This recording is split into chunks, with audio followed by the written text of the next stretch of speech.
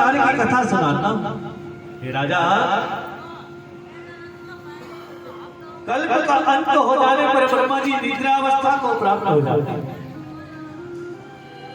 उस समय पृथ्वी आदि जलमग्न हो जाती है। उस समय ब्रह्मा जी सो रहे थे, तभी उनको जब भाई आए, उनके मुख से वेद निकल करके बाहर आया, जिससे उस वेद को हैग्रीव नाम का दैत्य चुरा करके पाताल लोक में ले गए।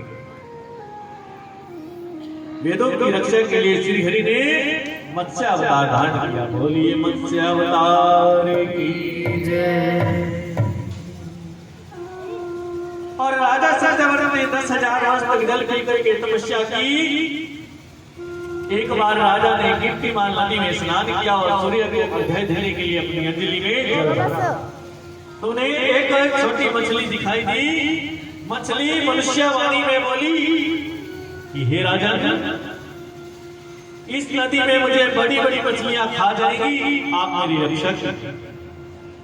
तब राजा ने उस मछली को अपने कमंडल में धारण किया, अपने महल में आए। एक रात में ही मछली ने आकार बढ़ा लिया और मनुष्य की वाणी में बोली कि राजा, यहां भी मेरा निर्वाह नहीं हो रहा, मुझे और कहीं नहीं। तब राजा ने एक बड़े से घड़े में उस मछली को डलवा दिया। एक रात में मछली ने अपना आकार बढ़ा लिया, बोली कि राजा, यहां भी मेरा निर्वाह नहीं हो रहा है, मुझे और कहीं।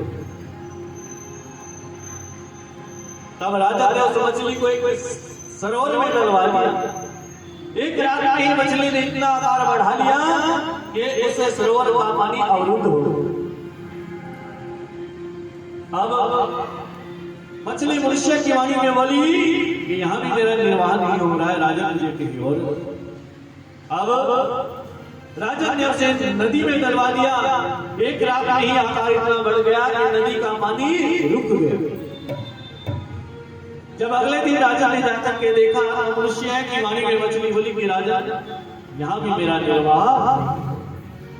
तब उस मछली को राजा ने समुद्र में डलवा दिया। जैसे ही समुद्र में डलवाया, मछली बोली कि राजन, यहाँ मुझसे भी बड़ी बड़ी विशालकाय मछलियां रहती हैं, ये मुझे खा जाए। तब राजा सत्यव्रत की बुद्धि के कपाट खुले कि हो ना हो, ये तो श्री हरि है। और तब श्री हरि से पूछा कि आदेश दीजिए प्रभु, मेरे लिए क्या आदेश है। तब श्री हरि ने कहा कि आज से 7वें दिन महाप्रलय आने वाली और उस महाप्रलय में तुम्हारे पास एक नौका आएगी।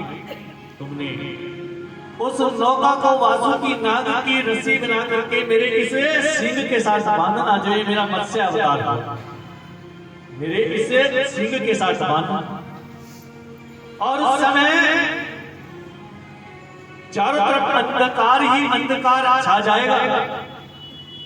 तुम सप्त ऋषियों को लेकर के इस पृथ्वी पर जितने भी बीज हैं उनको एकत्रित करके, इकट्ठा करके उस नौका में सवार हो। चारों तरफ अंधकार ही अंधकार हो जाएगा, लेकिन सप्त ऋषियों के जो उनकी ज्योति है उसका दिव्य प्रकाश से वहां पर प्रकाश हो जाएगा। और फिर मैं महाप्रलय के समय तुम्हारी नौका को जो है खींचता रहूंगा इधर से उधर, उधर से।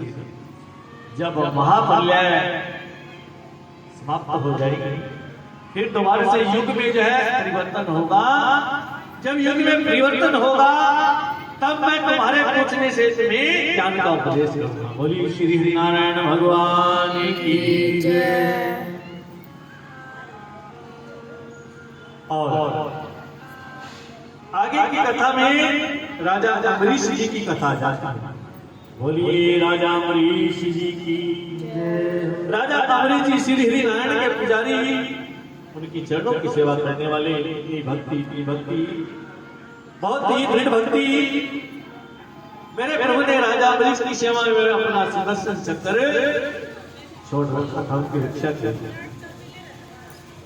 एक दिन राजा अम्बरीश ने एकादशी का व्रत धारण किया हुआ था। और इधर दुर्वासा ऋषि अपने 88,000 शिष्यों को लेकर के राजा अम्बरीश के यहाँ पधार चुके और कहने लगे आगे कि हे राजा अम्बरीश, हमें बहुत जोरों से भूख लग रही है, हमें भोजन करवाओ। और माताओं भाई बैठ जाओ, आराम से बैठ जाओ, कोई बात बैठ बैठ बैठ।